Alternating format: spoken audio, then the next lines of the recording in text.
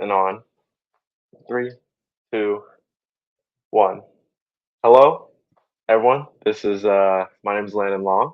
This is my buddy Kai Godwin, and this is our first episode of Coast to Coast. So I'm super excited. I'm sure Kai is also super excited. Kind of been working on this for a little while, so excited to finally be sitting here and attempting to get it done. What do you think? Yeah, it's a Uh, pleasure to be on. Thanks for having me. yeah, of course. I'm excited. We're starting this up. The date is July 4th when we're filming this. So happy birthday, America, right? Um, and yeah, I'm just excited to get this started. And basically, the premises of all this is we're just going to talk sports. I'm a Bay Area guy, Kai's a Boston guy. So we kind of cover coast to coast, hence the name. And we're just going to talk all things sports. Hopefully, this is something we can keep doing. Thank you guys for being here. Thank you for supporting. Um, we're just going to talk about ourselves a little bit, kind of get personable with everyone, and then we'll get right into what's going on. So I'll start with myself. My name's Landon. I'm a senior at Maui Preparatory Academy on Maui, and I am a Bay Area guy through and through. Golden State Warriors, San Francisco 49ers, Oakland Athletics. I mean, Bay Area, everything. And I love sports. And I also play golf, play for Maui Prep. Hoping to play it in college, be a goal of mine. I just love sports in general. I love everything about it. I love the intensity of it. Um, and yeah, Kai, if you just want to introduce yourself a little bit and let everyone know who they're listening to. Yeah, Kai, also a senior at Maui Prep. My main sports at the school, at least, are basketball, but I also started picking up the stick not too long ago. So getting that started, looking forward to that. It's quite the process, and I'm a Hmm. Boston guy. I said earlier, I do like the deep history, the roots of Boston, and of course, I love sports. Not only the tenacity and grit, but also for the fun and thrill of it. And when you have some coin on it, sports are much more fun. That's true. Yeah. Alrighty, so before we get into things, we'll just do quick thank you once again to all of you watching. We want to keep doing this, and you guys are what's gonna push us to keep doing this. And then just some sponsors on the video. We have Gotti Props. Thank you to Gotti Props providing some of the best props and picks of the week for all sports. WNBA, NFL, PGA, MLB covers it all. So Gotti Props got you, and then also Yo Maui for sponsoring with the clothes and everything. Yo Maui, I'll drop a link. Amazing, great clothing, great golf clothing, casual clothing. Ran by a guy named Sudi Niederkorn. We might bring on the show at some point. He's really into golf fashion, golf everything. Super cool guy. Um, yeah, just thank you to them. Without further ado, let's get into it, Kai. What do you think? Let's do Let's it. do it, man. I'm looking forward to it. Alrighty. So the first thing we got coming up in a couple weeks, we'll start with golf. We're already on the topic of golf, so it's something we could slide into pretty easily. Three of the four majors out of the way. The Masters is done. Scotty Scheffler coming up with his second Masters, his second green jacket, having a dominant year, his sixth win. I think he's the first guy since Arnold Palmer to win 6 times in a season, which is just unbelievable with how good the world of golf is today. The second major, the PGA, was secured by Xander. A man who's been on a major drought his whole career. Many questioned whether he'd really be able to get it done or not. We got it done, edging out Bryson by one. It was incredible at Valhalla. Great scene. I know Kai, you watched a little bit, and then the U.S. Open. Well, before we go on to the Open, we'll talk a little bit about the U.S. Open. Not a lot, but wow, what a tournament, right? Bryson, that crazy up and down 55-yard bunker shot, the hardest shot in golf.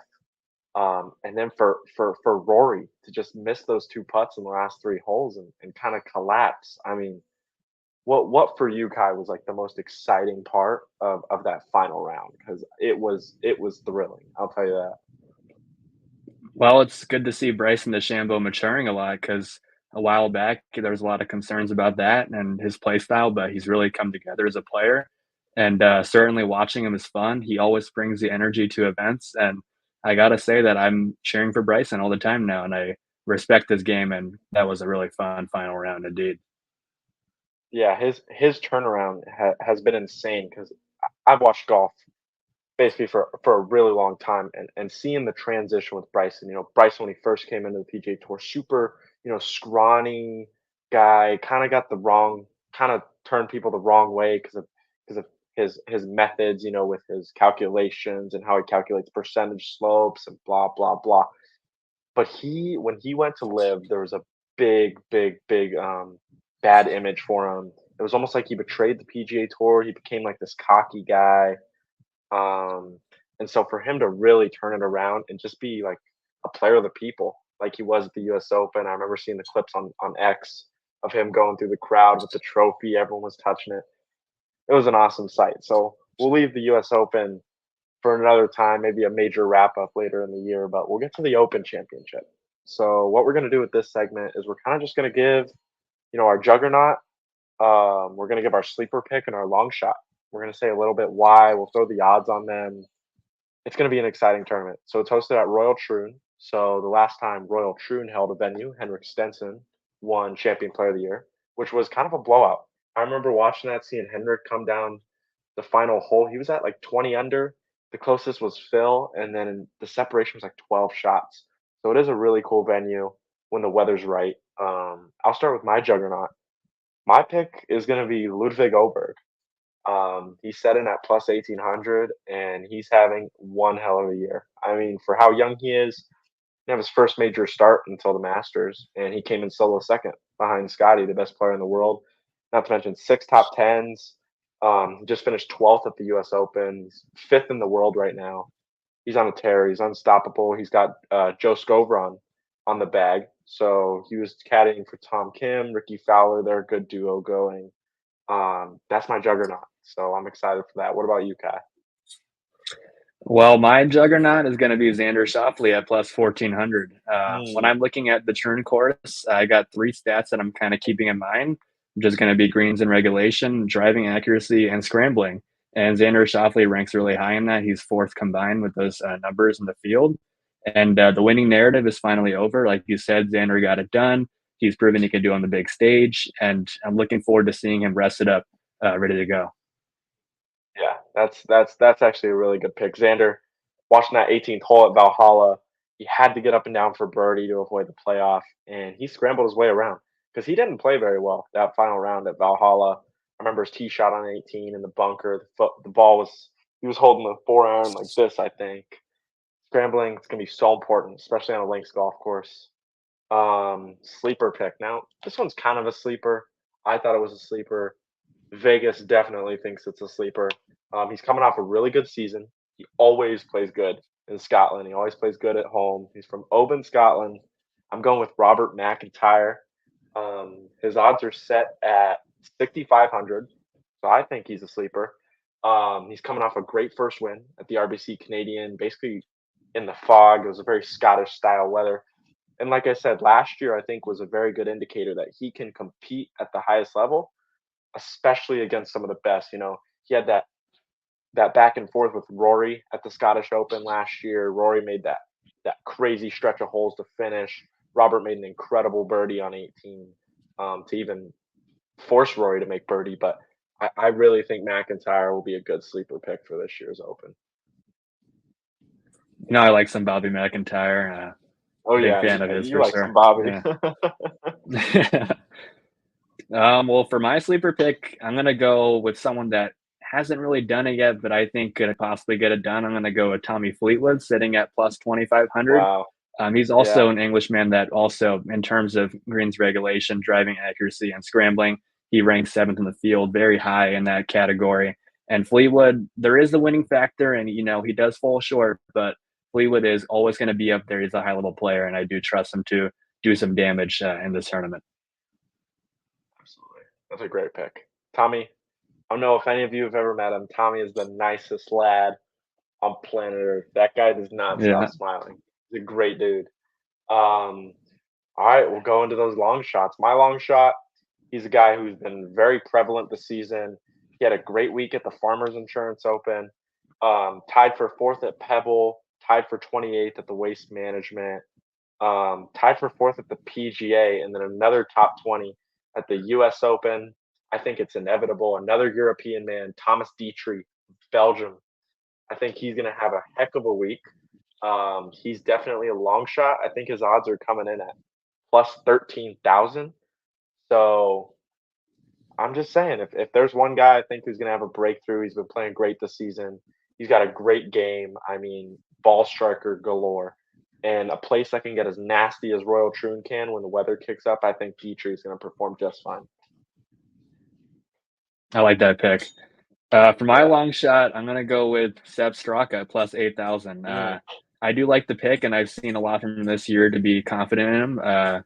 The course definitely does fit his numbers he's been putting up this year, and there's not too much to it, but I like how Seb Straka has been playing, and I know he can get hot. So I'd say that there's a chance that he could certainly make the tide and run through it. yeah. Step's a great pick. Another Georgia boy.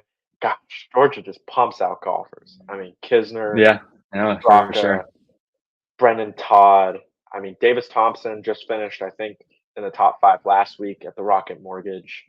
Georgia, dang, they got some ballers over there. So I'm really excited for this Open. I think it's going to be a great one. I think this season has already had some of the most competitive, best major championships we've seen. I know Scotty kind of ran away with it over at Augusta, but we're talking about the best player in the world right here. Um, yeah, I'm super thrilled, super excited, and then our next pick, which we'll probably do very consistently with golf tournaments, is our missed cuts. Um, Missed cuts are tough because they'll send you home packing with nothing. You make nothing, and they can be devastating and whatnot. But my missed cut is going to be Justin Thomas. Don't get me wrong, I love JT. He's an incredible golfer, two-time major winner. I mean, he's won the PGA twice. He knows what it takes to win, but he's just not playing the kind of golf I'd like to see. His last 3 Open championships, he's gotten cut and tied 53rd, tied 40th. He got cut in the Masters and the US Open this year. He's really struggling in big tournaments. And I remember last year he made like a 10 on the last hole coming in. It was rough. So, in my opinion, I think if there's a prop, I'm taking JT missing the cut. I hate to say it, I love the guy. I just don't see him, kind of getting through it this week and getting to the weekend with the way he's been playing. No, that's a tough one, but I do like that pick Yeah. as well. Well, I'm gonna go with the guy that I hope doesn't withdraw before the tournament even starts. I'm gonna say John Rahm is gonna miss the cut. Uh, Mm, I haven't seen a lot from him. The transition to live, he was one of the best golfers, if not the best golfer, yep. not too long ago. But Yeah. John Rahm is certainly fallen off the face of the planet, and I'm not gonna bet on him. I'm gonna bet against him Mhm. until I see him win, and I don't think it's gonna be Yeah. at this one. Yeah, I mean, kind of going off script here. Rom's transition has really been unfriendly for him. I mean, I I don't see that guy. I'm on TV. I'm watching on TV, so I don't really know. But he just doesn't seem like the same John Rahm that we saw winning the Masters, winning the U.S. Open at Torrey. Top of the world. Him and Scotty were juggling back and forth for that top spot. I just don't see him as happy visually on TV. I don't see him really with that drive in him, that kick that he usually has, that intensity. I see the fire, I see the anger, but it's not the good fire. So there's something to be said about that. I don't know if it's he wants to be competing at a top stage and he's just not as competitive as he used to be. He's not playing as well. He could be going through a slump. It's just a really hard scene to watch because I enjoy watching Rom's game. He's incredible. But Yeah, he is, and the mental game is really hard to trickle in and dial in, and he's oh, been having trouble with that, and of course that affects every other facet of the game. And I hope he does figure it out, but I don't think he will mhm. in the Open Championship. Yeah, no, golf is just such a hard game. We saw it with Batia last week. 3 putting on 18, Cam Davis winning over in Detroit. But oh, that's a tough one. Well, and then lowest round. This is fun because in major championships, especially as courses evolve, they get longer, more technology you can go out the rough, cut those fairways, verticut greens. The lowest score. What do we think is going to be the lowest round of the week? I'm gonna go with 63. It's playing to a par 71, so more par threes than there are par fives, which means we're probably gonna see more double bogeys than we're gonna see eagles for sure. And I see 63 getting down there, and if there's one man I know can shoot 63 in really hard condition, it's Tommy Fleetwood. I mean, Tommy's a ball striker. He's an Englishman. He plays links golf his whole childhood. And we saw it at the U.S. Open in 2023 at LACC. You know, that first day, Xander and Ricky shot 8 under, whatever it was, and then as the week went on, I mean, Wyndham only won at 10 under, so they only went 1 or 2 under from there. And Tommy came in and shot 63 on the final day, which was incredible because of how hard that golf course was playing. But I'm gonna go 63, Tommy Fleetwood, probably round four. I'm gonna say is mine. That is incredible because I actually also had Fleetwood, but at a 64 as well. Okay. I know Fleetwood on the back half of the tournaments. He's always going to put up a fight, and I also hmm had Fleetwood as well, but shooting a 64. Yeah, I mean, he's that little. He's got that short, kind of punchy shot, and it's just he can score. I don't know how he does it. He scores, and that's incredible. He makes a lot of birdies. He'll make a lot of bogeys. A lot of birdies on his card. So I'm really excited to see some of these European players play. This is kind of the European tournament. Well, of course, the Open Championship, the British Open. I call it the Open, but it's a lot like it's not a Ryder Cup for them, but it's still right up there. It's one of the biggest tournaments you can win as a Euro, as a European individual, European golfer. So I'm really excited to see how that week pans out. And hey, maybe an American walks away with it. You never know. But speaking of countries, we have the Olympics coming up in a couple weeks, and we'll talk about Olympic basketball a little later in the episode because that's going to be a competitive league. But Olympic golf, it's something that we experienced in 2021 with the 2020 Tokyo Olympics. Obviously, Xander Schauffele walked away with a gold medal there. I think Rory Sabatini walked away with a medal there. You know, that's what's crazy about the Olympics is if you qualify for your country, it doesn't matter what tour you're on. You know, you could make your career explode basically by winning a medal. It only happen every 4 years. There's not many golfers that hold medals. So just to kind of name off some names, you know, Team USA, we have Scotty, Xander, Wyndham, and Morikawa. A lot of controversy with Bryson. You know, he won the United States Open Championship. He didn't quite qualify because of LIV and official world golf ranking points. But Bryson, there's something to be said. Would you say that Bryson deserved the spot, or do you think that he kind of accepted going to LIV and accepting you're not going to get the official world golf rankings? I mean, where do you stand with Bryson and the Olympic team? Well, I think it does start with the world golf rankings, which I personally think isn't a proper metric to rate these guys that play for the United States. Bryson certainly did transition into LIV, but I do think that if we're going off the world golf rankings, I don't think that they're representing your best players. And I think Bryson's certainly shown this year that he belongs on that team. Yeah, I mean, especially the Olympics is all about representation and representing your country, and when you win your own country's United States Open Championship, it seems kind of hard to Yeah. keep you off of the United States Olympic team. I mean, we saw Wyndham played on the Ryder Cup team. You know, when you win a tournament like that, especially when it's got the title United States Open Championship, usually you should probably be representing the United States in the Olympics. But a lot of politics with that, and we have the PIF deal, so they're waiting on that to get processed, if it'll ever get processed. Jay Yeah. Monahan and whatnot, but some other notable teams: Ireland, Roy McIlroy and Shane Lowry. Rory always seems to play good in European and national opens, national championships. Spain's got John Rahm and David Pugh. And then Japan's got Hideki Matsuyama. And then a guy that I know of because he came to the Sony Open, who's an absolute baller, is Keita Nakajima. That guy could strike a golf ball. He's incredible. And then Great Britain, of course, Tommy Fleetwood, our guy right here, Tommy. I'm pulling for him. Yeah. Matthew That's right. Fitzpatrick. And then a guy that a team that I think is going to play really, really well, especially with it being in Paris at Le Golf National, France. France has Victor Perez and then a guy who's kind of gone under the radar, picked up his first win at the Farmers Insurance. Matthew Pavone played really well at Mm, Pinehurst.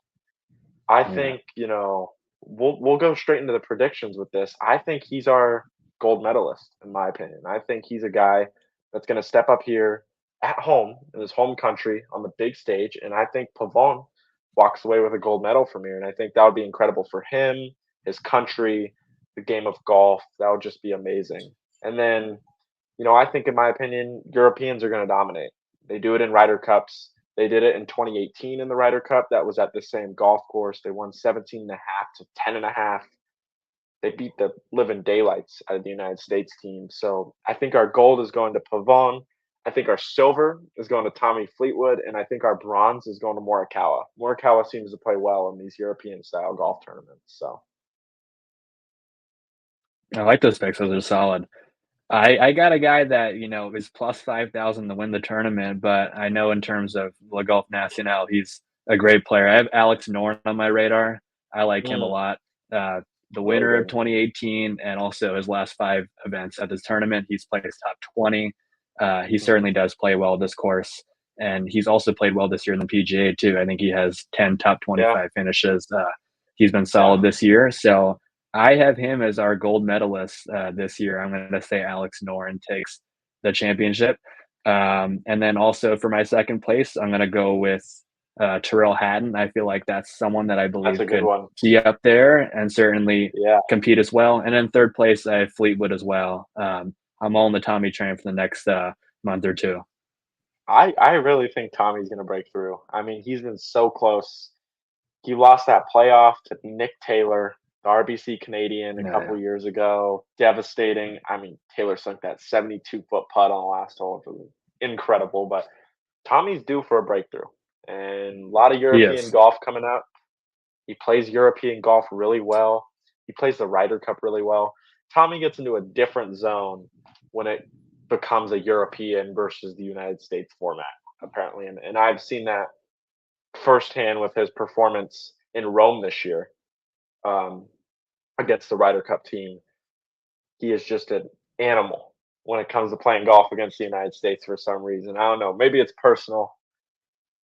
Incredible player in general, but that'll I was kind gonna of say conclude. we were up till 3 watching that tournament, the Ryder We Cup. were, yeah, We yeah, were yeah. watching We were. Fleetwood, yeah, that was That's yeah, right. I remember that. We were something about Ryder Cups. I mean, on America Day, like today, a lot of American pride, a lot of national pride. But God, that Ryder Cup was devastating. Oh, you Yeah, stay up till 2 in the morning just to watch Team USA get spanked.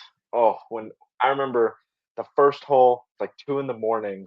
I turn on the TV, and I think it was Scotty and Rom or whatever went out there, and then Hovland. And this guy Hovland chips it from basically on the green, first hole of the day. It's like 2 in the morning here. Chips it off the green and makes it on the first hole. And the crowd goes crazy, ballistic, and yeah. it's just like, oh, gut wrenching. I mean, golf's a beautiful game, but just gut wrenching. Ugh. Alrighty, well, I kind of closed it out for our golf segment. So much going on in the game of golf. Golf is growing so fast. I love it as someone who's grown up playing golf. I think it's a great game. I think it's so important to get people involved. It's an expensive game, so organizations like First Tee, even here on Maui, the Haina Junior Golf Association, doing great things, trying to get more kids involved in the game of golf. Um, yeah, I'm really excited for the future. Obviously, in the world of the United States, golf was a big talking point for a little bit. So, I'm very Yeah. excited for the future of the game, and we'll kind of blend this into your segment, Gotti. Your expertise. He's coming off a big month for Boston in terms of basketball. The National Basketball Association, Boston picking up another banner, getting ahead of LA, who has made some questionable offseason accusations. I mean, alrighty, And we'll let's get get into into that the too. NBA. We'll get into it. Let's do it. Yeah, Oh, well, it's been a alrighty. busy offseason so far. A lot of money being shelled out. Of course, this year there's historic extensions. Jason Tatum now highest paid player in the NBA. Of course, you can see Mm. the jokes on the internet, highest paid role player in the NBA. But regardless what you think about him, Jason Tatum is now the highest paid player, and that Boston Celtics lineup is not Crazy. going anywhere. So let's not Nope. forget about that. They're champions, and they might be again. But I think we'll start with the draft just because free agency is still ongoing, and then eventually we'll transition into our early off-season winners. I'm going to start with my favorite draft pick, and then of course I'll ask you as well. But for my favorite draft pick, I'm going to go with Nikola Topic from Serbia for the Oklahoma City Thunder. This is a guy that before his injury was a top 5 lottery pick guaranteed. He has a similar frame to Luka Doncic, very versatile guard, high IQ, NBA ready. Physicality is on point as well. He can finish at the rim, he can pass the ball, and he can rebound. He's a triple double machine, and it's scary that Oklahoma City has him running the point guard. He's everything that they wanted Josh Giddey to be, but of course that never happened. And with that being said, Topic's comparison, I'd say he's a mix of Goran Dragic and Luka Doncic. There's not a lot of people like him, and he's going to be a special player. Yeah, that coming up a little later in the video, I'll talk about that OKC team. But gosh, that is going to be a scary roster next year. A young one too. A Yeah. young, they're there to stay. If they can mesh, that team is going to be good for a long time. Well, my favorite draft pick might be a popular one, maybe an unpopular one. It was a little early. I really liked the Timberwolves going out and getting Rob Dillingham from the Spurs. I thought that was a great pickup for them. Coming off of that loss to Dallas, I think they really realized that they needed a point guard who could step up and jolt an offense and get it started with big moments. You know, Ant is incredible at that. He's got explosive power when attacking the rim. He can shoot. He's agile. They got Cat who can shoot, get down low. Rudy Gobert can grab rebounds. But I thought Dillingham was a great pickup for them. Um, you know, a lot of people there's questions about his ability to play defense. He's kind of a smaller frame for a point guard. He's a smaller guy, but the thing is, he's going on one of the best defenses in the NBA. He's got Gobert and Cat. He's got big men. He's got Ant. That's not going to be a problem for the Timberwolves. He's had comparisons to Trey Young. I know is a common comparison.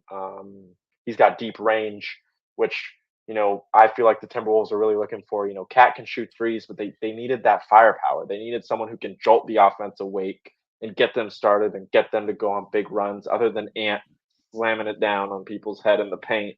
Also ball handling, really good movement with the basketball. And that's something that the Timberwolves, if they're going to continue to be good, they need someone who can run the point, maneuver maneuver that basketball around and get it to the inside, feed it to Gobert down low, and then get people open. Ant can shoot, Cat can shoot, and now you got Dillingham who can shoot. And then if you're gonna force your defense to play more perimeter basketball, well, now you got Gobert down low in the paint, and you're gonna leave him one on one. I feel like that's gonna be a really scary team, and I feel like Dillingham was a great pickup for the Timberwolves, and for nothing. They That's got him for yeah. a 2031, 2030 pick. Who knows if anything is going to be going on in 2030? That they got him for basically nothing, and I think that was really great for Minnesota. I don't think it was that bad for San Antonio though, because they really have a good roster going into next year or a good rebuilding stage start. Wemby obviously developing, but I really think that was a good pickup for Minnesota in this draft. Yeah, for sure, and they're scouting some middle schoolers already, it seems like. Oh Um, yeah, but yeah, they had great defense. They were the number 1 defensive team in the playoffs, and the one thing they were missing, just like you said, was that scoring burst, whether it was off the bench. Nasrid in the regular season was doing that, but in the final series against in the finals, Nasrid wasn't that much of a factor. yeah, So I love the Dillingham pick as well.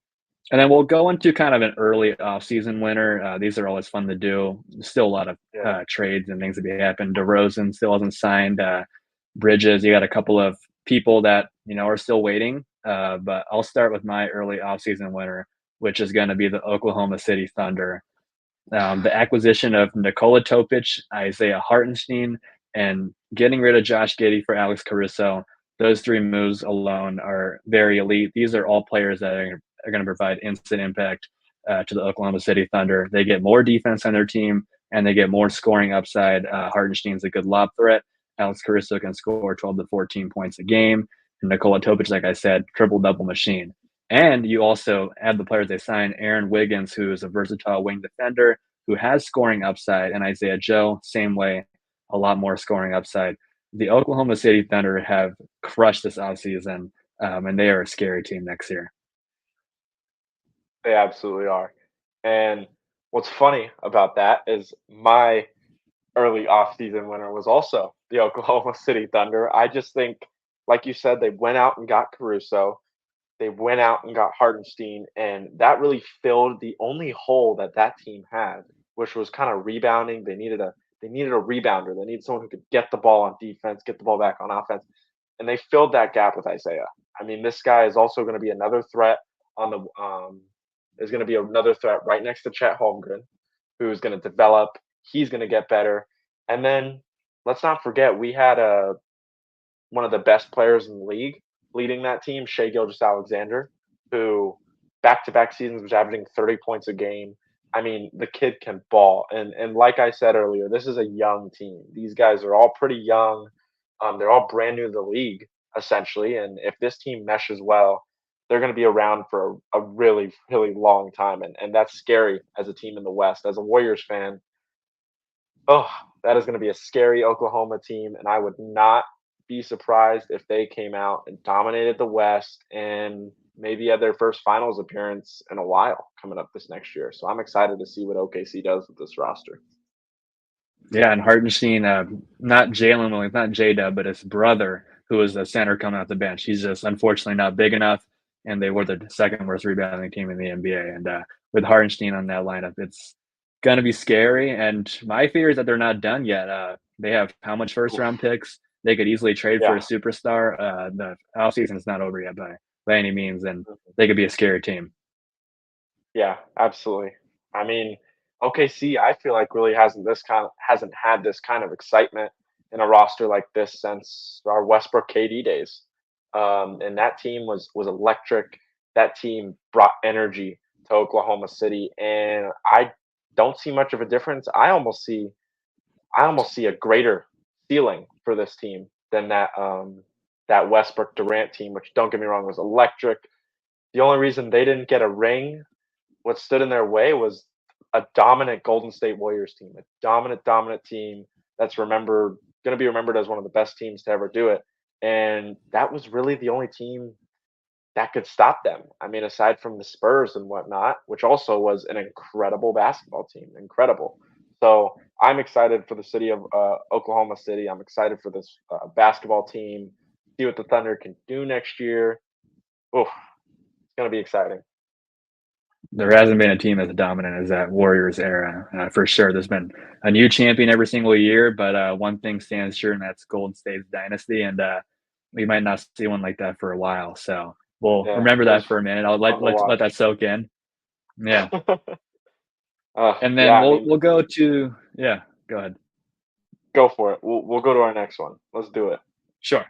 And then I guess now here's the fun part. We can do the off-season loser. And I feel like we have Mm, similar ideas. So I think you might have the exact same one as me. I'm going to go with Los Angeles probably. Lakers as my Yep. off-season losers. I Yep. think that we nailed both of them. The Lakers not only failed to grab any of the top free agents, even though this year hasn't been historically a strong offseason, they still never grabbed anyone that is big for eye candy and what the Lakers are usually good at. And they also managed to have a good first round pick. Dalton Connects, good prospect, who's going to fit right in for the Lakers. But of course, they infiltrated and manipulated their way to picking Bronny James, who that's a different story in itself, is not a great pick and will be spending Ugh, most of his year in the G League. ugh, that's crazy. Yeah, my loser was also Los Angeles Lakers. I just really thought LeBron gave LeBron gave Palinka what he needed to go out and get a third superstar. That's what LeBron wanted. LeBron wanted LeBron, Anthony Davis, Bronny, and he wanted that third piece. He wanted that super team kind of thing that LeBron hasn't really had since going to Miami. In Miami, he was dominant. with Bosh and Wade and Ray Allen, and he just really hasn't had that. Even that 2020 Lakers team, we make jokes about it. Disney, the bubble. It was a weird atmosphere. Don't get me wrong, the team was good, but he just hasn't had that third star. And he gave Palinka the $20 million cut, and he said, "Listen," he said, "go out and get me someone," essentially. And Palinka sat there and made a good pick with Neck. I mean, going out and getting a guy who was supposed to go top 10 at 17, that's great. But then, you had to draft Bronny at some point, right? He didn't want to be a free agent. And so he didn't really make any moves. And not to mention that you could go out and get DeMar DeRozan, but your problem is LeBron already put ink to paper on an $104 million deal for 2 years.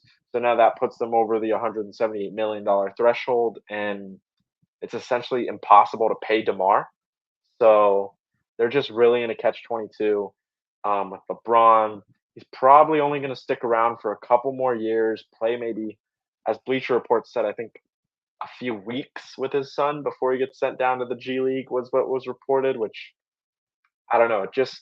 It really makes you think about, the direction that the Lakers front office is heading, and what they want their franchise to be seen as in the 2020s. Do they want to be known as a dominant franchise who continues to fight to be the greatest franchise of all time, or are they going to really put the Showtime in Showtime Lakers? So it's interesting to see how Palinka is going to handle this team, and how LeBron's going to go about the next couple of years, because he's getting near the end of his career. He said it before, and once the Lakers lose LeBron, I don't see AD sticking around either. So I'm really interested to see how these Lakers handle the next couple of years. And I think they lost this offseason. Yeah, as much as we hate on that Lakers championship, they're actually, in my opinion, the strongest team we've seen since that championship. I don't think any of the teams that have won after them have had a better team than them.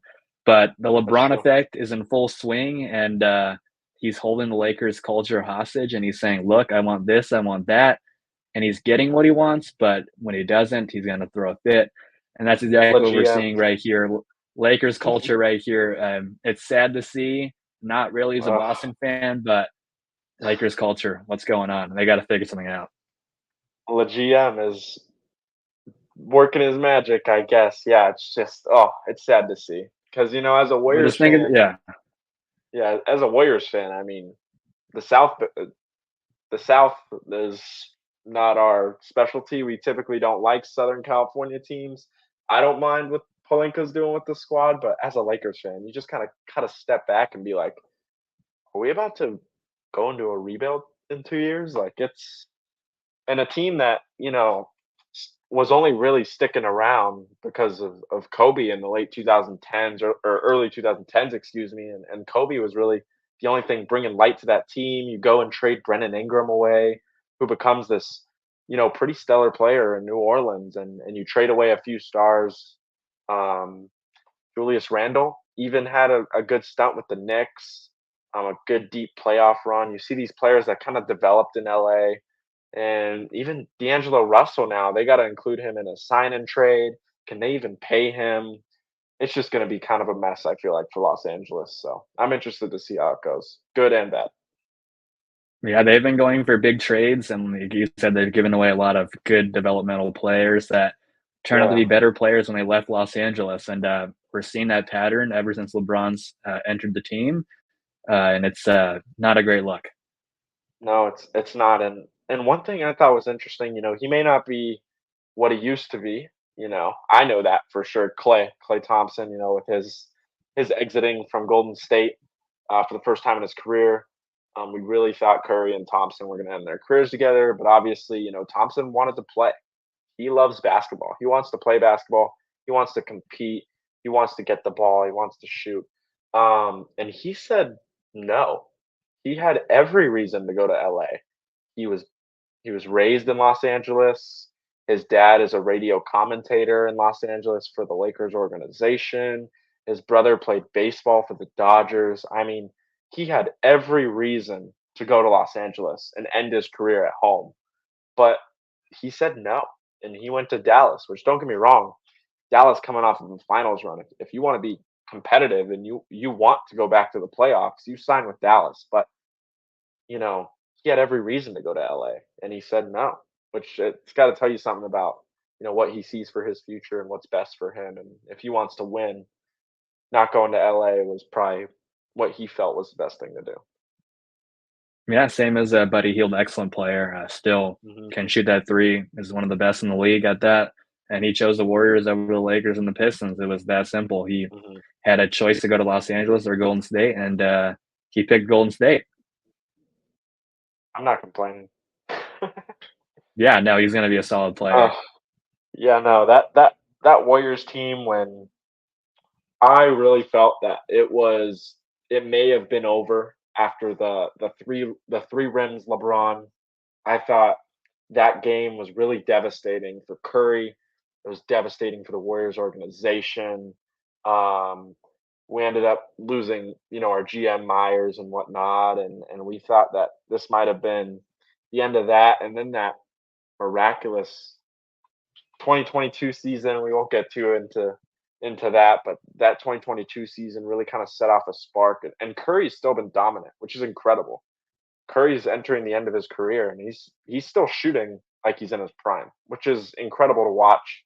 A guy who's been around that long continue to shoot that well, and he just needs pieces around him.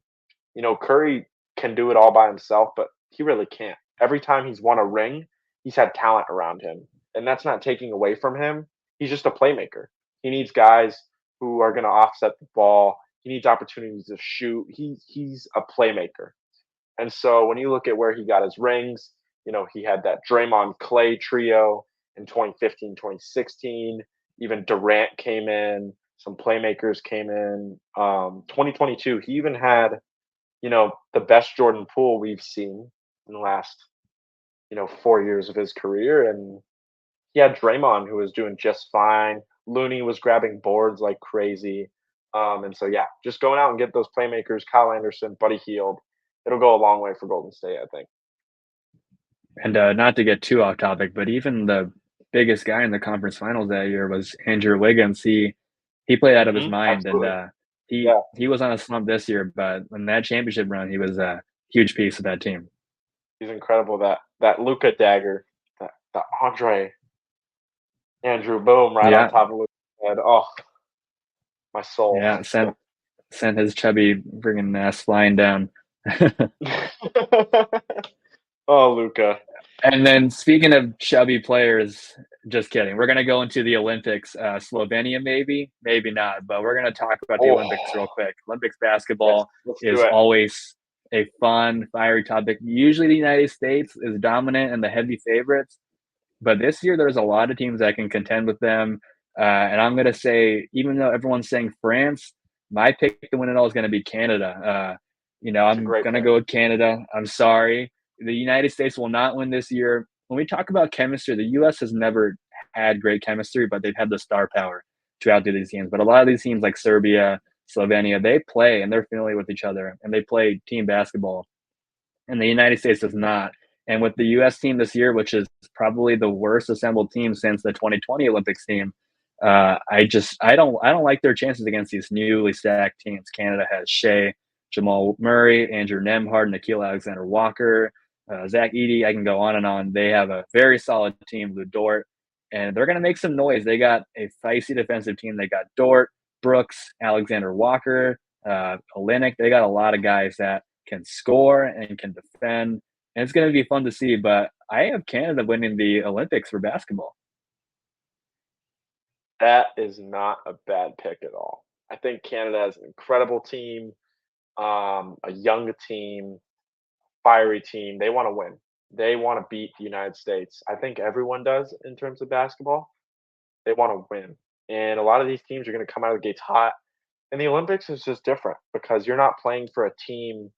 You're not playing for who you got drafted by or an organization. You're playing for your country. You're playing for where you're from. So it's a lot of emotional basketball. And that's what we see these European players are so good at, playing in emotional environments. You see the highlights of those basketball games in Lithuania and in some of those Eastern European countries. And holy cow, do they love basketball. So I feel like that's a great pick.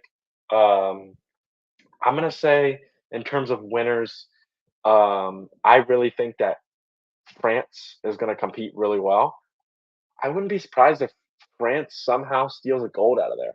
I feel like this United States, if they go on a bad run, this France team can kind of break the package open. You know, you got Killian Hayes, Evan Fournier, a veteran Nicolas Batum, who's getting a little older, but I feel like I said, it's a different playing field when you're playing for your country. And then, not to mention, they have arguably one of the most paid attention to basketball players of the last 2 decades, Victor Wembanyama, who's going in there a veteran out of his first year in the NBA. I'm sure he learns so much. Let's not forget, he's probably one of the most intriguing rare frames we've ever seen. He's so big, he's so lengthy, he's still agile, he can shoot. I think this France team is going to take it deep. And in terms of the United States, I have to agree. The stamina, or excuse me, the chemistry on the team is just so different. It's so different than all these other countries. You know, you've got Booker, Steph, AD, KD, Ant, Joel Embiid is even in there. It's just a weird mixture of guys, kind of. And going down the list, it's superstar central. I mean, you could host a party with these guys, and it would be the thing in LA.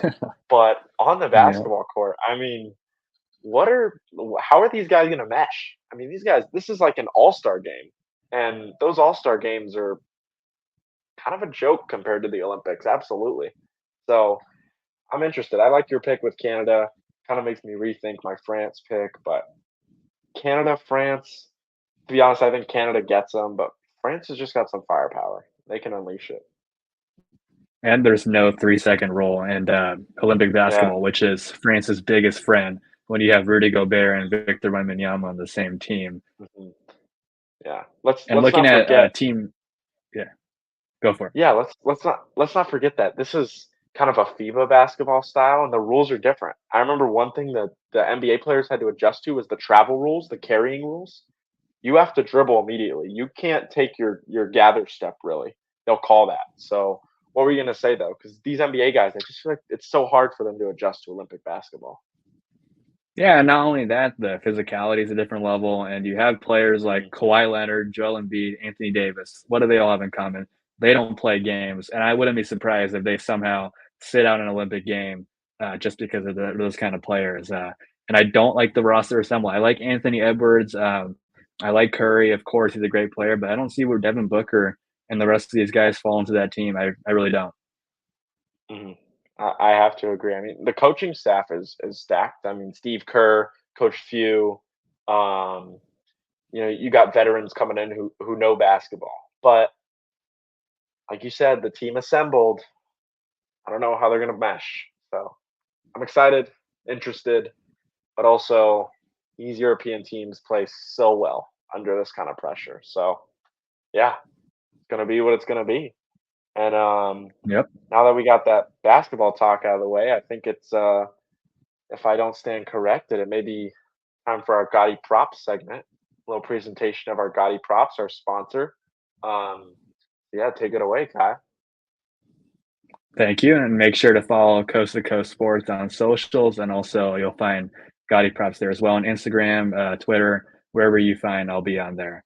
And then I'm going to talk about some golf plays that I have. We'll do the Scottish Open and also some top tens of the Open Championship. And then just the biggest thing is when looking at these plays, you always want to scope out value. So tomorrow, the British or the Scottish Open's lines are going to open. So they're not officially open yet, but we're going to go over a couple of guys that I keep my eye out on. And if you want to see those picks that I have, just make sure to follow me, and you'll be able to tag along my picks. And for the Open Championship, we'll go back to that. I have Fleetwood top 10. This is the guy that, like we said, the winning might not necessarily be there yet, but he's a solid top 10 pick, and he's plus 375 right now. That's bound to move. You have to take that. That would be 25 to win at $100. So that is certainly worth it. And then Shane Lowry, top 10 is my other pick. Like we said, these Europeans and these guys are going to play well in these kind of courses. I like Shane Lowry, top 10 as well. He's going to be plus 500. So if you're willing to sprinkle a little bit on that, you're welcome to. And then, of course, Xander Schauffele is my winner. That's a more lighter bet. Make sure to sprinkle only 1/5 of a unit compared to one or two. And then for the Scottish Open, I'd be looking out for guys like Matt Fitzpatrick, Minwoo Lee, And of course, Rory McIlroy, of course. Sometimes it's not that difficult. You bet on the favorite or the second favorite in that chance. And those are guys that have a great course familiarity, and Min Woo Lee's playing great golf right now as well. I like those picks, and then make sure if you're tagging along and following my picks that you also remember EV plus, which is expected value, and line deviation. Those two things will make you a profitable bettor, and that's all I have. Awesome. Thank you so much. Once again, that's at Gotti Props on Instagram. And then also go follow him on Instagram at Kai Godwin. Um, really smart what he's doing here. He knows what he's talking about. When you follow that page, you see what he hits on. God, he's so good at what he does. And then also our other sponsors at yo underscore Maui. This is at coast to coast underscore official podcast. So thank you so much for joining us again. Thank you so much, Kai, for helping out with the Gotti props, providing our props and picks for this week, next week, and all of eternity. So this has been really fun so far. We'll kind of get into our last segment. We'll wrap it up. Can't believe it's gone by this fast. Um, big thing, big off season. We're about a month away from the National Football League starting back up. Oh, feels like just yesterday my heart was getting ripped out of my chest by Patrick Mahomes on the Tom and Jerry play to the back right corner, and the Nick Bosa getting held. Not going to talk about it. Unprofessional, but yeah, It's that it's the time. time. It is that The time. time is upon us to talk about what the heck has gone on this offseason in the NFL. A lot of big changes. The Chicago Bears went from, you know, poverty to prosperity in terms of future predictions and what this team really looks like. They changed things around, complete reversal on the offense, adding some defensive weapons. We'll start with kind of talking about, you know, let's do it. Let's talk about the Bears to start it off. I mean, we could be overshooting this thing by a mile. We could be making bold predictions that don't play out. But obviously, the Bears had the first pick in this year's draft, and they went with a guy who's controversial in his own respect, and a guy who we've planned on being the first pick in the draft for a couple of years now. Caleb Williams, star at USC, had an incredible season his first year after transferring out from Oklahoma. Had kind of a rough season last year at USC. I mean, he played well, but the team just fell out of the top 25 really quickly. A couple heart gut wrenching losses. But give him the benefit of the doubt. Caleb went one, and he went one, and he got what he wanted. He got Justin Fields out of there, so he's got no competitive market for the quarterback position. He got another weapon at wide receiver and Keenan Allen, a veteran who knows what it's like to play at the highest level. DJ Moore, and then added DeAndre Swift in the backfield. I mean, what are we seeing? We're seeing a team that got the first pick. They were the worst team in the NFL essentially last year. And are we seeing wild card competitors? Are we seeing divisional round competitors miss the playoffs? What are we seeing? Super Bowl competitors? Who are we seeing here, Godwin? Well, I do love the offseason moves by the Chicago Bears. They stacked the defense and also, like you said, got some huge offensive firepower to deal with next week. The issue is not the Bears, but it's rather the division they play in. So you have the Detroit Lions, who had one of the best off seasons this year, and the Packers, who did better than they did worse, but they're still a really solid team. So unfortunately, I don't see the Bears coming out to make the playoffs this year. But I do agree they're going to be a fun team to watch the next couple of years. And for fantasy purposes, Caleb Williams, number one overall quarterback, may we say, it's a possibility. Yeah, I mean, I think it's possible. He kind of exhibits a lot of the same qualities that we see in Mahomes now, but coming out of college, which was incredible, watching him scramble, gunsling it around the football field. And what he was so good at was he could scramble, and he made defenses play almost like a pressure blitz defense. But at the same time, he had such an arm, and he was so accurate that he could lob it over the top deep to Rice. He could dip it. He could dish it down low. Different arm angles. I mean, he's an incredible talent. But then you look at almost like a LeBron situation where he's trying to get involved off the field. He wanted some type of incentive or partial ownership of the team he's involved with. Kind of a kind of a broad question, Godwin, kind of one that's coming out of left field, but do you think that Williams off the field persona could impact the team at all? We've seen the LeBron effect with, their draft choices and how Palinka's kind of handled that team. Do you think his moxie or how he goes about himself is going to positively impact the Bears, negative, or not impact them at all? Because that's a fair answer. Well, certainly think it depends on the organization. You think of Kayvon Thibodeau, who was a very controversial topic in terms of his off the field Mhm. prowess and all that, but he turned out to be a great player, and he's really figured out the personal issues, and he's a great player for the New York Giants. I think that Caleb Williams is going to be closely monitored, and much as I don't really trust the Bears franchise, I do trust the fact that they know that he is their franchise right now. And Caleb Williams knows that too. He is using that as leverage, like you said. But when you're a generational talent like he is, and you have the mix of the Manziel and the Mahomes, but I can't tell which one it is, it's going to be fun to Yeah, watch. And I think he'll be just fine. yeah. I'm excited as much as I think that he's a little out there sometimes. I think he's going to be incredibly talented. I know he's talented. He's proved that time and time again. I've always loved Keenan Allen. I think he's incredibly talented. A rare skill that we see in the NFL today. His ability to catch anything. He catches everything that comes his way. He had a couple 40-point fantasy games this last season with Herbert at the helm. Really impressive. I think he finished a wide receiver 5 or better this year. I mean, he was incredible. And then obviously DJ Moore, another guy who we saw drop 53 points last year in 1 week. Um, and getting Justin Fields out of there. And then we could shift over to Pittsburgh very briefly because they have a team who defensively they've proven that they could carry them to a Super Bowl appearance if it really gets to that point. Such a dominant defense, and if they can get a little bit going on offense, they'll be just fine. Obviously, Pickett last year was at the helm. Now it's Danger Russ Wilson and Justin Fields, who has kind of accepted that there's a competition, but he's the QB2. So I'm just wondering how that's going to play out. Do you think the Steelers' defense is capable of carrying them to a deep playoff run and even a Super Bowl appearance? Well, I do think their defense is exceptional. TJ Watt, generational talent right there. He's an excellent player, and he's not. And there's a lot of great players on that team as well. And I do like the quarterback competition is healthy for this team. They have two guys they can go to. If one doesn't pan out, of course, Mister Unlimited.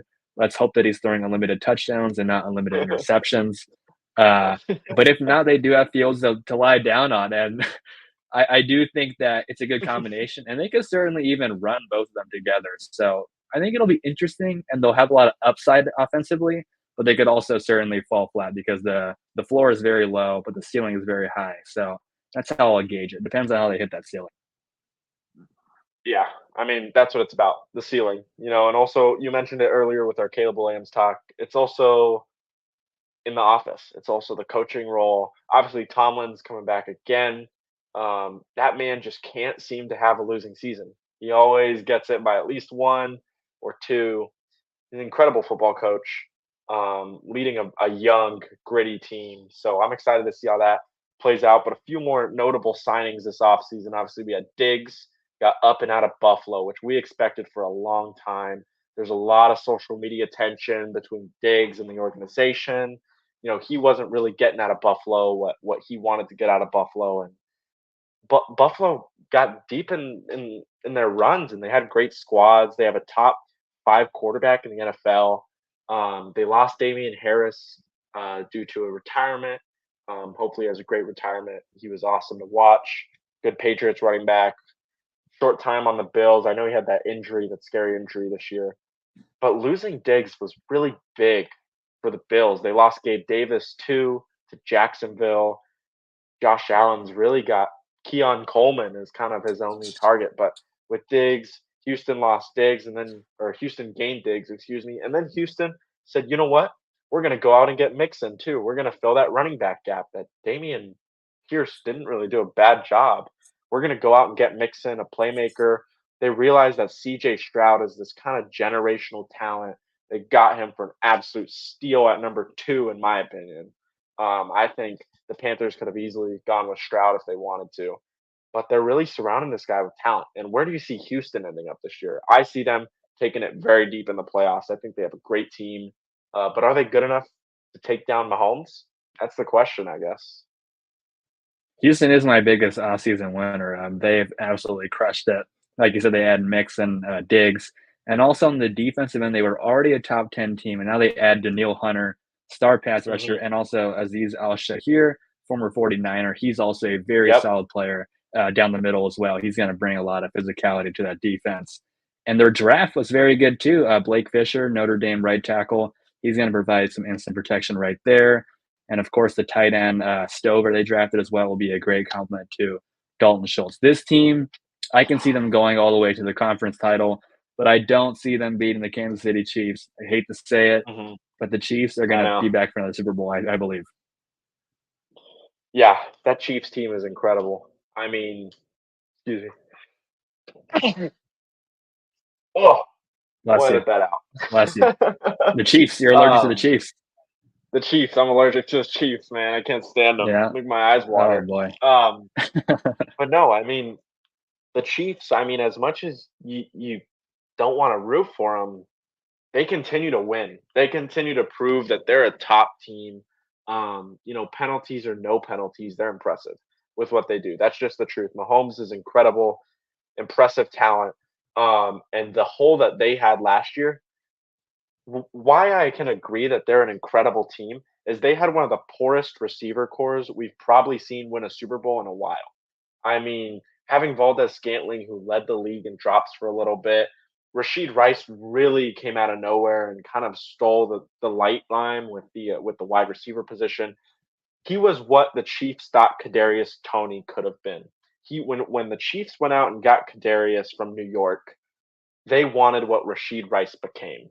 And Kadarius had a few mishaps, dropped some essential footballs in some early games, and they kind of gave up on him. And that's fine. That's totally fine.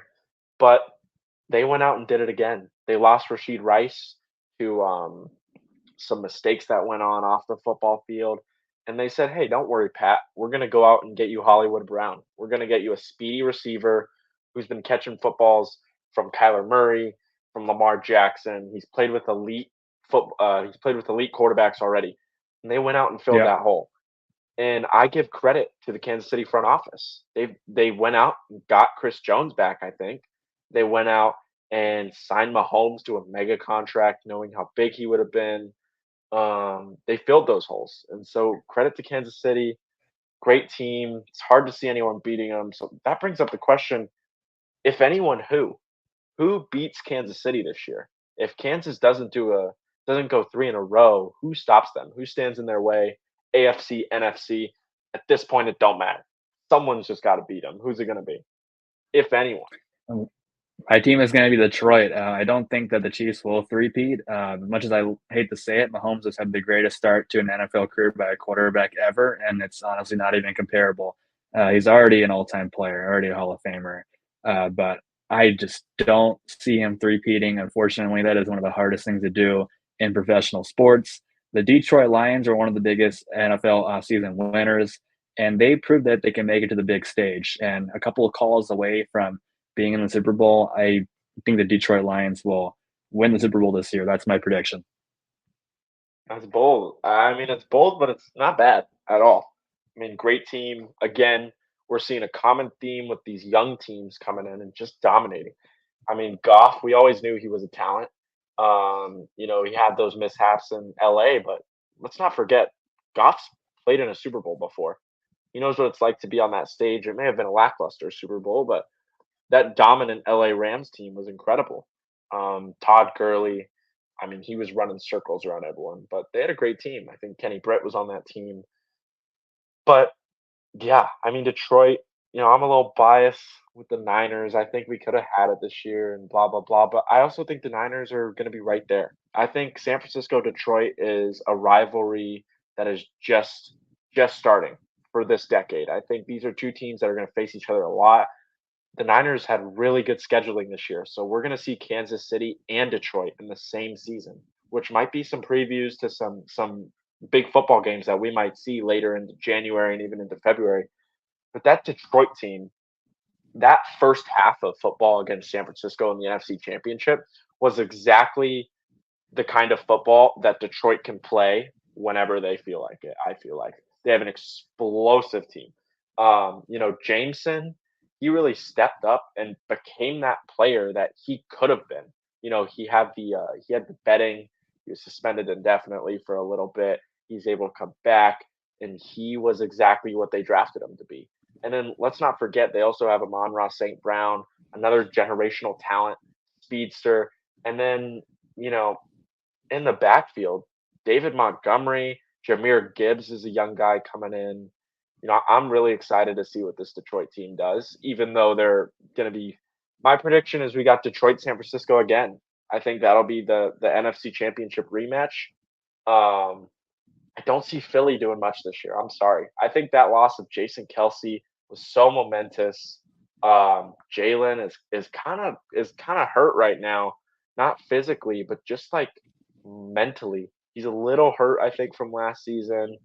Um, yeah. So my Super Bowl prediction, I'm gonna say I'm gonna say Niners Chiefs just because I think the Niners a little more experienced will maybe edge out Detroit and learn their lesson. They won't let Detroit get out as hot out of the gates. They're kind of gonna stop them. Some great defensive additions. I know Leonard Floyd's a little older, but I think he'll fill in the gap decently for Dre before he comes back off injury. Not to mention we went out and got Malik Collins, another dominant force on the defensive line. I know he lost Armstead, and then the Brandon Ayuk drama. What do we think, Godwin? Are we seeing Brennan Ayuk in red and gold next year, or are we seeing him in burgundy and gold over in Washington? Where do you think his position is, and where's he landing this year? Well, if I was San Francisco and I had a championship, which is very close, like you said, I totally agree with you that they can make the championship this year, and if not win the whole thing. They've been really close every year. I'd say you move on from a situation like that. You have a guy, Debo Samuel. It's kind of a pick and choose between those two guys, and I'm going to choose a guy that, even though he's not on the field as much, he's going to be have a higher upside, and also he's going to be a Niner. He bleeds 49ers football right there. And I'd say if they get away from the Ayuk drama, they can reset. They have a great receiving core. They have a lot of slept on receivers. It might not be as appealing or eye popping as last year, but they have a lot of solid guys. And San Francisco's here to stay. And like you said, Philadelphia, I don't see them doing anything. They got exposed last year, frankly. And with teams like the Packers, who could easily make a run too. I think the Green Bay Packers are a slept on Yeah, team. forgot I don't about even them. see them beating the Packers. Yeah. Yeah, I mean, let's talk about this NFC because the AFC is obviously incredibly talented. The Ravens, with the addition of Derrick Henry, oh my gosh, how are we going to stop that backfield? Lamar, Derrick, but we'll focus on the NFC real quick. We obviously have our juggernauts in the NFC. We have Detroit, we have San Francisco. Regular season, we have Dallas, who I think is going to be a just fine squad. I think Dallas comes out with the title for the NFC East. I think there's no one who can really stop them. Philly's not stopping them. New York's not stopping them. Washington's definitely not stopping them. I feel like Dallas comes out on top in that, and then the Packers. Wow, what a another young great team. Jordan Love, he was drafted. Aaron Rodgers didn't take it lightly. Was this kid going to be good enough to replace Aaron Rodgers? And he's held his own. He almost took down the best team in the NFC. He was a field goal and a touchdown away from doing it. And he kind of made some not great decisions coming down the stretch. Obviously, rolling out of the pocket on your final drive and throwing it across your body to the center of the field. It's a young mistake. He's a young kid. Um, Yeah. he's incredible. And if we're seeing this kind of trifecta of three teams that are going to dominate the 2020s, and it's going to be the Niners, it's going to be the Lions, and it's going to be the Packers in terms of the NFC. We could switch over to the AFC now. Wow, superpower galore. I mean, the Chiefs, incredibly tough team to beat. Probably, without a doubt, to this point, the best team we've seen in the last decade, aside from New England. Um, Aside from those back half Brady days, this team is incredible. And then you have Baltimore, who's been right there this whole time. Lamar's coming off a second MVP, addition of Derrick Henry, losing some defensive keys, but I think it'll still make up with it for the offense. And then if we're also looking at the AFC, the Bengals are getting Joe Burrow back. I know he's been in and out of injury. It's so hard to do. We see so many careers get diminished from injury. But who else in the AFC do you see taking down Baltimore, contending with Kansas City, contending with Cincinnati? Obviously, Pittsburgh, we mentioned. Who else is really there? Well, I certainly think that Cincinnati is going to have problems this year. They failed to fix the offensive line issue, and Joe Burrow's had a lot of injuries from that offensive line. If we really want to get down to it, and I think it's honestly shameful that the Bengals organization has not helped him out, has not stepped up and got him a good offensive line. And I like the Bengals, I like their team, but I don't see them competing as much as they were at one point. And just not to get off topic real quick, but to go back to the Dallas Cowboys. This is kind of their only year they have a shot at winning because next year they have to sign CeeDee Lamb, Dak Prescott, and Micah Parsons, and they can't sign all of Oh, them, and they probably can't even sign two of them. So if they're gonna win, they have to win this year. So the pressure on the Dallas Cowboys is immense. So that's also gonna play a factor too. Can the Dallas Cowboys win? Not only is America's football team, but with that much pressure on them as a franchise and organization. yeah. I mean, the pressure is mounting. Money has become such a pivotal piece of the NFL. I mean, just the cap spaces, how big these contracts are nowadays. We saw it with Mahomes, and let's not forget the Chiefs haven't really paid Mahomes yet. I mean, in his contract, he's not due to start getting paid until I think this season or next season. So I feel like Kansas City's here to stay, but that'll also take a toll on who they can re-sign next year, who they can go out and get. Because Mahomes' contract is a huge workload. That's a lot of money they're putting into it. Obviously, we haven't even talked about Kelsey. Kelsey is he's a great tight end. I mean, I can't. He's incredible. But there's just so many great tight ends nowadays. Sam Laporta is going to be incredible next season. I think Laporta is going to be one of the keys to Detroit being so dominant on the offensive side. I feel like there's going to be so much attention on Amon Ra and on Jameson and on that backfield with Jameer that Sam Laporta, fantasy wise, is going to fly under the grid and just take off. But in terms of the AFC, I mean, Kansas and Baltimore seems to hold the stronghold. I mean, Buffalo lost its spark when they lost Stephon. I'm sorry. I just think that they not only lost Stephon, they lost Gabe too. And in games that Stephon wasn't doing much, Gabe was doing a lot. Um, and Josh Allen just can't carry the team on his own. The Dolphins, they've had controversy and problems with Tua. Is Tua that great of a quarterback? You know, it's easy to throw long bombs when Tyreek Hill, the fastest running back in the, or excuse me, fastest wide receiver in the league, is chasing the ball down. But I just see a lot of problems in the AFC, and the teams that are the most well structured are the ones that seem to dominate, and that seems to be Kansas City and Baltimore. Yeah, I agree, and the Texans will be there. But That's like you right. said, the Excuse me. Buffalo Bills, yeah, the Buffalo Bills, they've had so many chances, and it's honestly sad to see. I love Josh Allen as a player. I love his physicality, the fact that he's willing to lower his shoulder to get the extra yard. Those little things, I always root for Buffalo, and New England's not doing anything, which they haven't for the past couple of years. But I don't even see Buffalo winning the division. I think that the Jets have had a good offseason enough to compete, and the Dolphins have are still a solid team. I honestly see the division getting more weak in general, and I also just don't see the Bills coming out on top. And if they do, I don't see them doing a lot. Yeah. I mean, like I said, that Diggs blow was hard for Buffalo. Um, and then Gabe was just the salt in the wounds. So obviously a lot of big trades, a lot of big signings. Philly got Barkley. I don't see much going on there. Um, it's just the quarterback problem. You know, I feel like it's also a team problem. Sirianni's on the hot seat. He's gonna feel like he's got to do something. Um, so we'll see how that team kind of pans out. It's gonna be a stressful environment. A lot of these teams are under so much stress.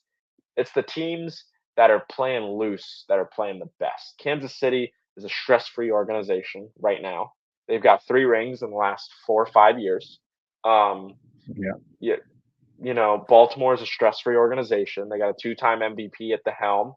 Um, They've got Flowers on the end. They've got Mark Andrews still, and then Derrick Henry. I mean, they're fine, strong defense. Marlon Humphrey's still balling out. Hamilton also been a great ad for the Ravens from Notre Dame. But the teams with the least amount of stress are going to be the teams that come out with the best results. That's just the truth. And that's why I think the Cowboys fumble and fail each and every year. There's so much pressure on Dallas. Oh, is this their year? Yeah. Is this their year? When that's your mentality, is this our year? It's so hard to win because winning's hard enough as it is in any sport. And when you put extra pressure on yourself, like you have to win, that's when the wheels come off. So I'm excited. I'm interested again. So many great things going on in the world of sports: golf, basketball, football, the Olympics. I'm stoked. Simone Biles put on a great performance at the trials. We have a great gymnastics team. Speaking of the Packers, with Owens. But yeah, really great world right now. Great world of sports. And I'm excited to see how things pan out. And I can't wait to keep going with this podcast. This has been awesome. Thank you so much, Kai, for helping me out with this. We're going to make this fun. We're going to get some more guests on here. We're going to have some great conversations, some more talks. And hopefully, you, as the viewer, enjoyed it because we enjoyed it. Do you enjoy it, Kai? I sure did. Thanks for having me on, and I'm looking forward to this new era of our friendship. Of course, I'm so excited. Like I said, we're going to get more guests on here. We're going to see what we can do and diversify the portfolio. Me and Kai might get obsessed with some sports that we know nothing about to this point. So, just going to be as creative as possible and kind of go with it. But thank you so much for joining us once again. This is the Coast to Coast podcast, covering everything from coast to coast, all sports from San Francisco to Boston. Really exciting times. And thank you to our sponsors at Gotti Props. Go check him out at Kai Godwin. And then go check out at Yo_Maui.